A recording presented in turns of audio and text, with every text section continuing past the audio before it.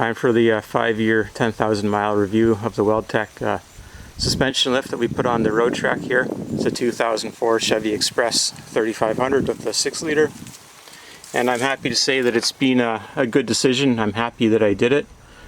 I'm also happy I changed the brake hoses at the same time as doing it.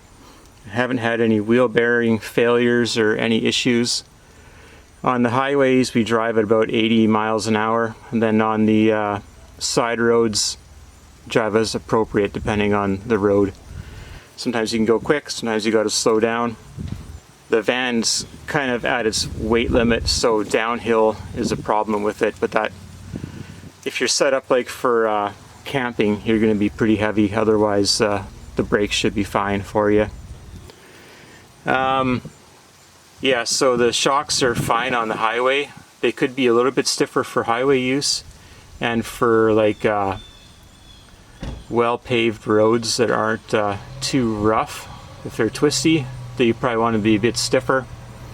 On the front, I would think that they'd be better off with a bit longer shock. I think these were Chevy 3/4 ton shocks that were supplied for this, like 3/4 ton truck shocks instead of van shocks. And they're a bit of a pain to put in. You had to put a lot of load on the wheel to get them in there. And with the coil spring spacer, if you jump off the edge of like an asphalt lip, you're gonna bang out the suspension pretty hard. So that's something that you might want to look at, is getting longer shocks. I would like to get remote reservoir adjustable shocks. But these haven't blown out yet, so we are not at that point yet. The more modern Roadtrek lift now has cast iron knuckles instead of the steel fabricated knuckles, and it's been fine with this. The cast iron could be better depending on how they make them, but the steel's been good, the welding is all good, there's no cracks or any signs of failure, there's no rust. We don't drive this van in the winter, but it would be a concern if you did, that it might rust out, but it seems like they had good workers who put the knuckles together.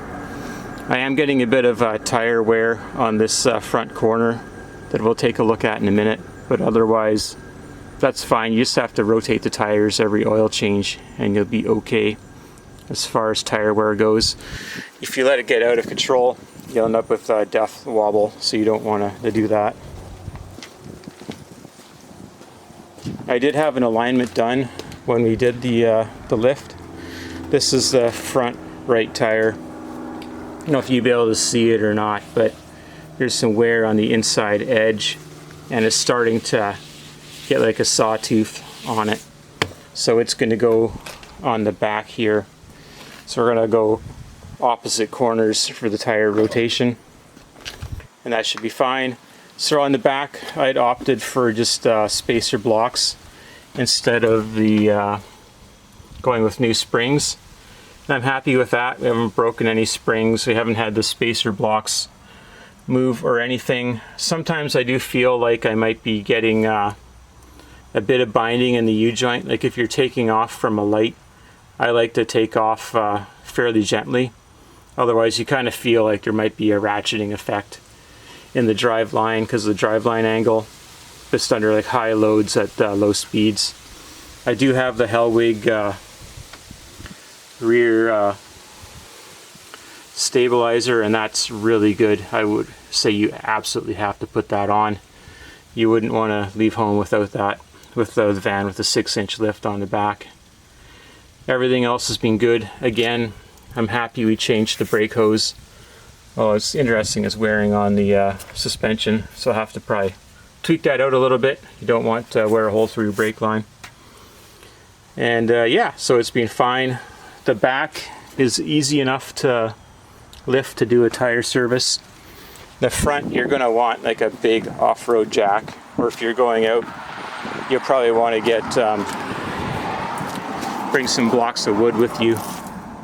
As you can see, like, you need to get a fairly good lift to get the wheel off the ground, and the arms are on a bit of a funny angle at times. So you want to get an appropriate jack to do your tire service.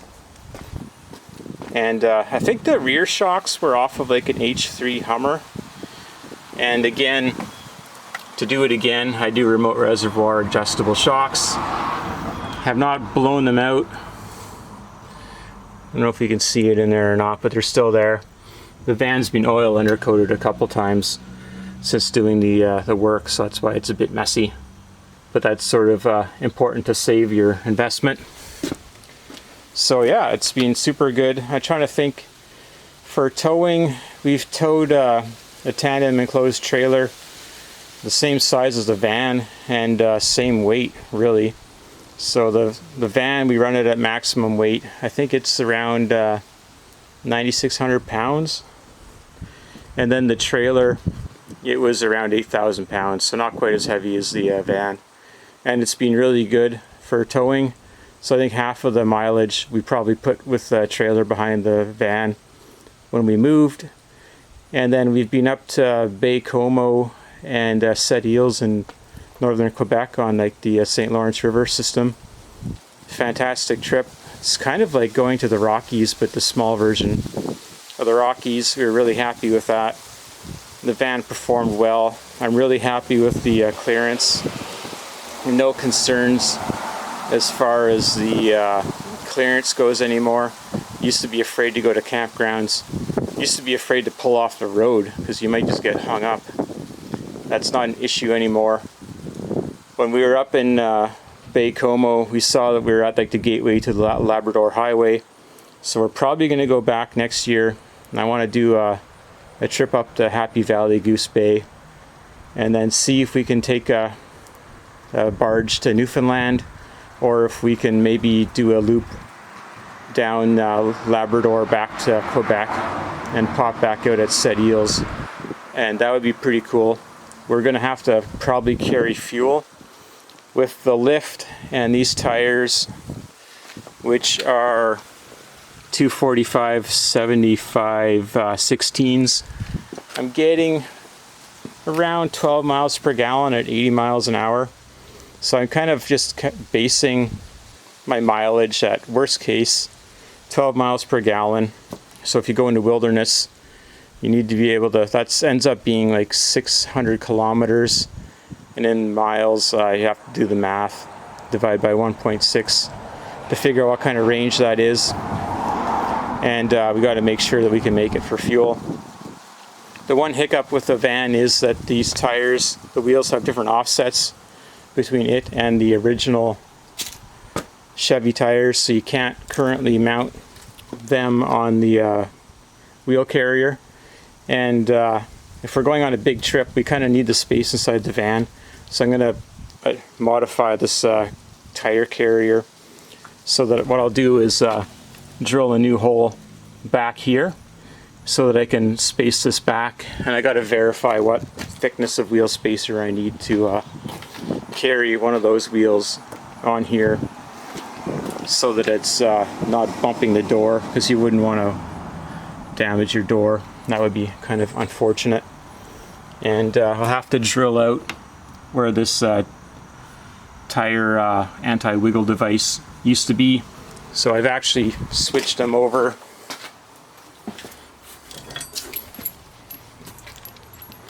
to this, so you can put this metal block inside of the tire carrier and torque it down so it moves a bit, but it's not obnoxious. So I'm quite happy with that. If anything, it might be better if it was in vertical instead of horizontal. So I'll think about that. So I got to move that back a little bit. Yeah, the tire carrier cover doesn't fit, so it just stays in the garage now because these tires are a bit bigger than stock. That was another little hiccup, but nothing too serious. So yeah, again, going back to overall, I'm very happy with it. For me, I wish the shocks were a bit stiffer, so no change there. Haven't had any problems with the suspension.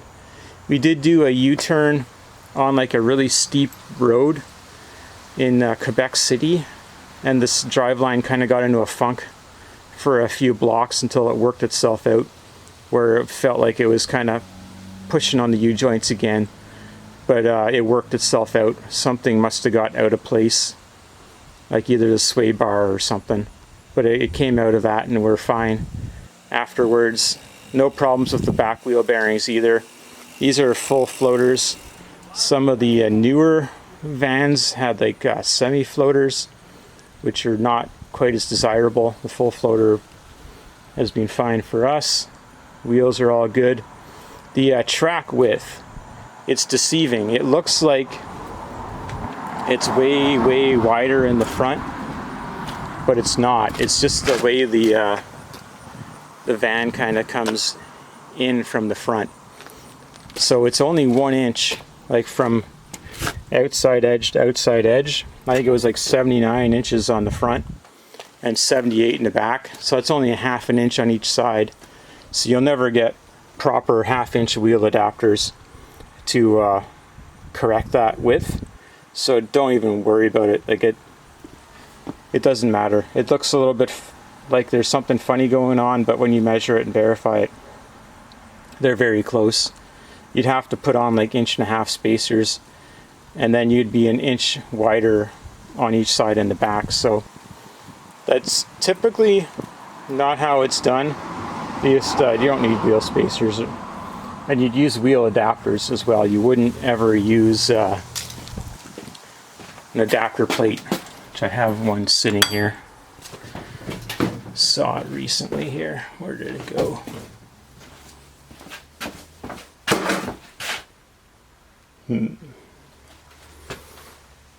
I've been cleaning up, so it's gone missing. But anyway, the point being is that you need to have studs on your wheel adapters. You can't just use a plate of drilled aluminum. That's illegal and dangerous because the stack up can move around and you'll lose a wheel. So don't even bother with the wheel spacers other than on the tire carrier. That's the only place you would need it. So I hope you found this interesting.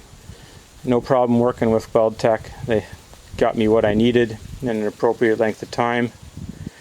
Can't say anything about getting replacement springs. That would be more work. And on a Roadtrek it would be tricky. On a conventional van you could do it. And yeah, so if your van is in decent shape, I'd say go for it. Like, I wouldn't put it on one that's nearing the end of its life. But yeah, definitely feel free to add these to your vehicle. They haven't changed these vans' body style in like 20 years. So they should be around for a long time. So hopefully you found this useful, and thank you for watching. Just wanted to take a second to correct my video a little bit. So there was one incorrect fact in there. The spare tire does fit on here, which is different than my recollection, but it's only 1/4 inch from the door, which is too close. So again, what I'll do is just re-drill this so that it's further back, and then I won't need any wheel spacer, because as it turns out, the offset on this wheel, the aluminum American Racing wheel, is at 2 inches, and the offset on the steel wheel from the factory is 1 inch off of here. So like I was saying, is the offset on this wheel, it sticks out 1 inch further than the other wheel. So that's going to be your variance. But like if you're banging down some dirt road, you're going to be